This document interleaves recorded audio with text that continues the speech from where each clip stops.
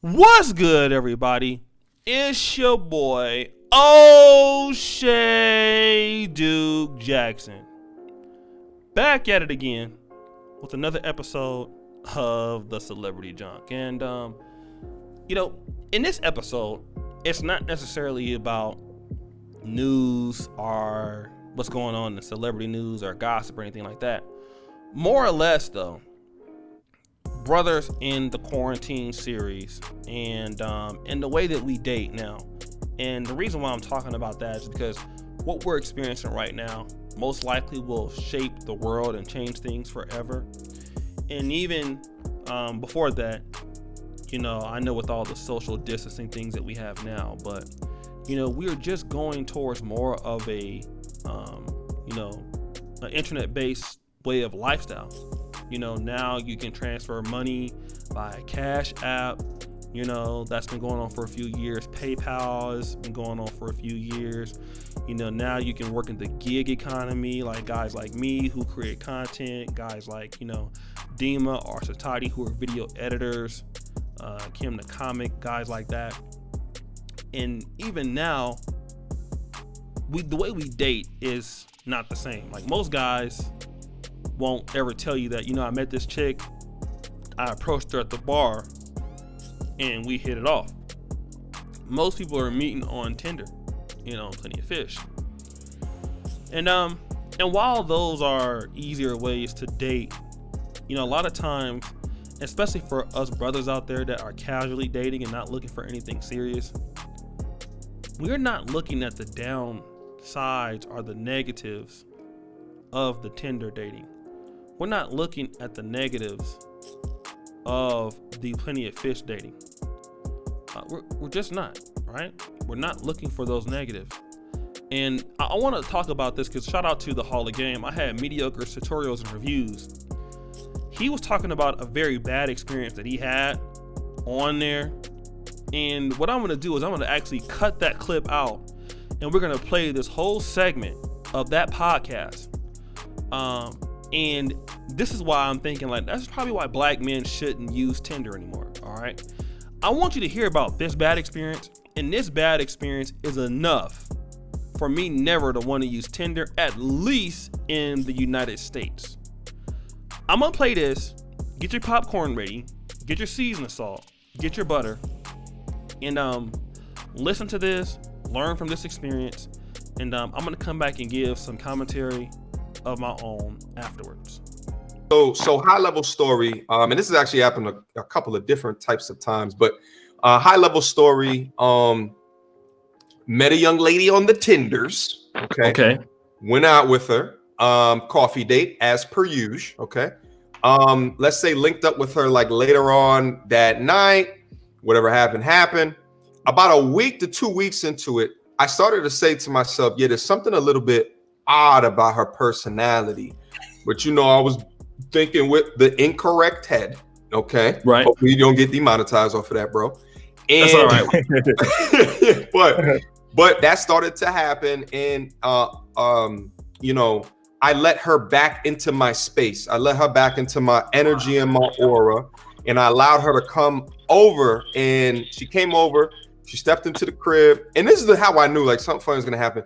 Just as I was saying before, she walks in and it's like this kind of thing that's kind of happening, opening doors. I had a watch case next to my bed. I remember her opening up the watch case. I was turning around, I was looking at something. I turned back around and she was looking at my watch case and opening it and closing it, what have you. So I had key indicators, but I was a little bit younger, so I chose to ignore those different things. Anyway, long story short, she had a personality type that was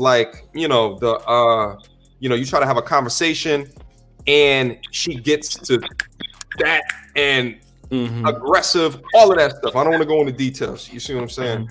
Anyway, on the way of me kicking her out of my crib, okay, here's what I did. Because, we all know that, as men, you should not be putting your hands on women or even the assertion of putting your hands on women, like a flex or anything like that. I don't do none of that. So in order to get her out of my crib, what I did was I turned off the lights and I closed my bedroom door so she would understand that I'm serious and to leave my crib after an argument had happened, right? So I did that. I go in my bedroom and about 15 seconds into it, I said, you know what? I shouldn't leave her out there in the living room without supervision. And as soon as I open the door, she closes the back door. There was 2 doors. She ends up closing the back door. I run up behind the back door. I lock the door, and I slept pleasantly that night. It was a fantastic slumber because I was happy that, you know what I'm saying, situation was over. All right. I wake up in the morning. I cannot find my keys in my wallet. Gone. Whoa! Gone. Dang. I cannot find my keys in a wallet. And at the time, I'm just like, no, there's no way that she took that, because although I knew that there was something like wrong, there was something amiss, I wouldn't have thought that crazy, right? So about 2.5 hours later, I click off the I contact my manager. I'm like telling him, I didn't tell him my keys in my wallet was missing because that looked kind of weird. I think I just told him that I couldn't find my keys. 2.5 hours later, I have ripped my entire apartment up trying to find everything, and I'm texting her throughout the entire time. I'm like, yo, what did you do? Did you do anything? And she's like, nah, like I didn't, I'll try to look for your keys. Maybe they slipped down into my bag. Like, at the time she's making up all this stuff. Anyway, so then my neighbor goes behind the building, and he walks out the back door, and he sees me out there like looking for something, and he's just like, yo, you okay? And I tell him that I can't find, my wallet and my keys. So then he goes in behind the building where his car was, and he stumbles across my wallet. He's like, yo, your wallet's here. And I'm like, oh, okay, my wallet's back there. She has something to do with my wallet being behind the building. Anyway, long story short, I'm trying to condense this as much as possible. Yeah. Trust me, it's a long story. Long story short, I then call her back, and I'm like, listen, if you don't tell me where my keys are, I'm going to call the cops. Okay. So she hangs up the phone. Okay. The tune changed. A couple of texts later, I'm like, listen, this all goes away if you just let me know where everything else is at. You messing with me, and I'm a person, I got things to lose. You could tell that she had far less in life to lose. So, but I was trying to make sure that she knew that, listen, this conversation can be done. Right. So anyway, she then tells me that before she left, because she was mad or however she chooses to deal with her anger, before she grabbed my things, and then on the way onto the turnpike, she threw them out, like by the parkway, my keys. And I'm like, are you serious? So I try to go out there and I try to look for it. I end up finding them, but I call the cops anyway. Now, here's the beauty in this, is that because if I didn't do that, I am not sure where that could have left me from a traceability or visibility perspective, because I called, irrespective of which, to protect myself. And it's a protection thing. It's a protection thing. Now, longer story short, one more part to the story, and I'll let you guys chime in on it if you guys have any stories to share. So I go back to the crib, and here's where I made a mistake. Okay, because I was a little bit petty at the time. Cop came in, I'm doing a police report, and he's telling me like, yo, because she stole the wallet, she took the wallet, it was a credit card. Technically, it's a felony. Okay.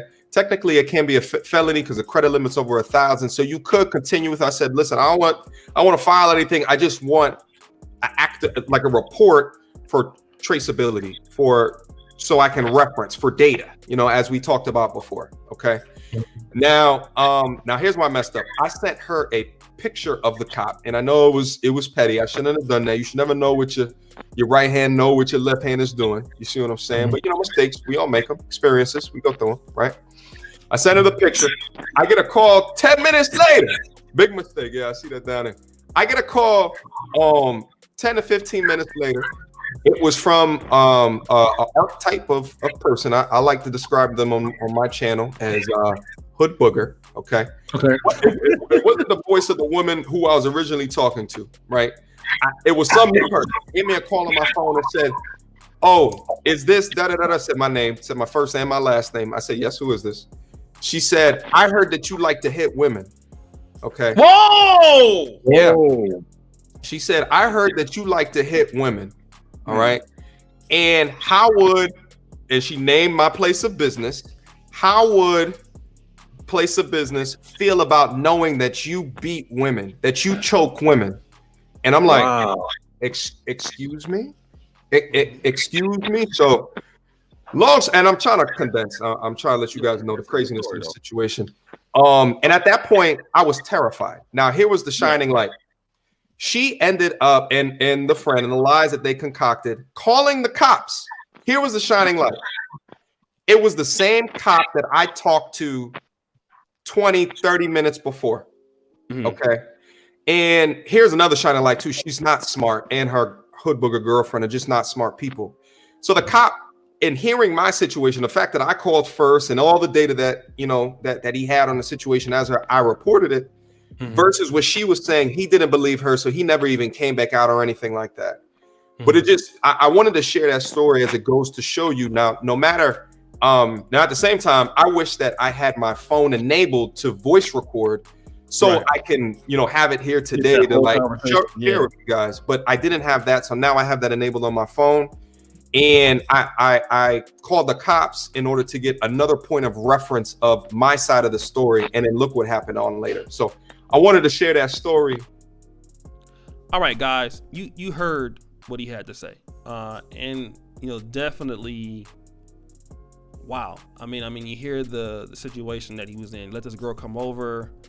You know, she didn't want to leave. She took his wallet, threw his stuff out, hitting him on false charges. And this actually was on one of the Hall of Game shows that we have. And if I'm not mistaken, I want to make sure that I get it right and correct. But this particular Hall of Game, it was pretty much called like, should black men record all interactions with women? That's a show right there, right? You know, should black men record all their interactions with women? And that's, hold on a second. This particular show was, should successful black men record interactions with women, right? And this is, you know, it's on the Hall of Game.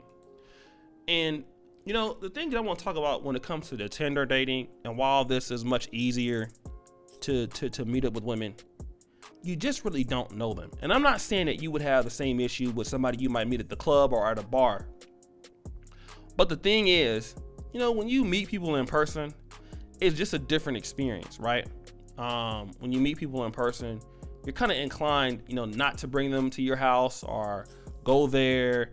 Or a lot of times people meet at work, people meet at in social gatherings and stuff. You know, you meet where there's a certain level of class. You know, like if you live in a certain neighborhood and you meet somebody in your neighborhood, if it's middle class or middle class, you know, and that person's there shopping, you have a little bit more trust that this person is, you know, and people could be crazy or whatever, right? But, you know, this person is more on your level.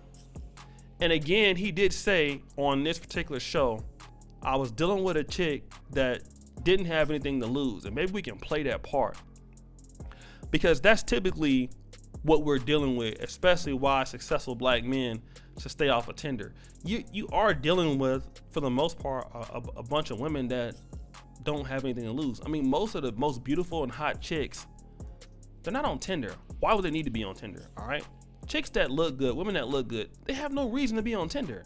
They get approached all the time. Do you think Instagram models and you know, the most beautiful women are on Tinder? Why would they be on Tinder? They might go on there if they're bored, but you know, you're not gonna really be getting the better looking women on Tinder. I think most guys should understand that the best looking women you're gonna get are in the field. All right, that's the best looking women you're gonna get. The best looking black women are in the field. All right, we got to talk about that. The best looking women are in the field, man, and that means in real life.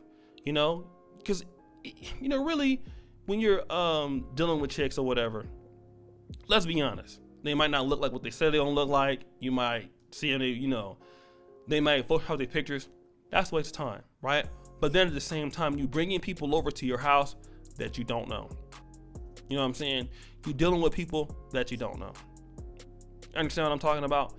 Then you don't know if this person's crazy, if they stalking you, whatever. When you're dealing with people in certain social groups, you may meet somebody at certain business meetings or functions. These are people that are on your level, right? And a lot of black men got to start dealing with people that have something to lose. If you're dealing with chicks that don't have nothing to lose, then just believe that you're going to be dealing with people they have nothing to lose, right? So we want you brothers and sisters, brothers out there, watch out for these people, man, that could be bringing you harm. One mistake can cost you everything that you've worked for.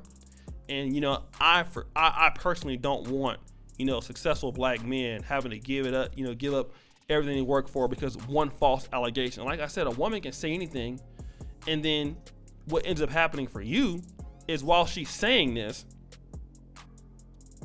even if you're clear to this, it still stains your reputation, and nothing ever happens to her, right? So brothers, be smart, all right? Make sure you're making the right decisions in life, brothers. And we're really here to support you, brothers. Again, I really care a lot about your personal health and your personal development. We all make mistakes. We can all, want to get it in and meet up with a chick, but it could cost you, right? So make sure that you're doing what you're supposed to do. As you know, the buffoonery remains at an all-time high. It's your boy, O'Shea Duke Jackson. I'm out.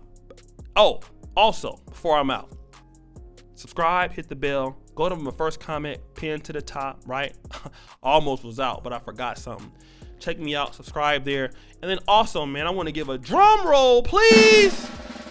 And I want to give a certain shout out to my brother, Grown Man Business, the YouTube channel. Go check him out in the first comment, pinned to the top.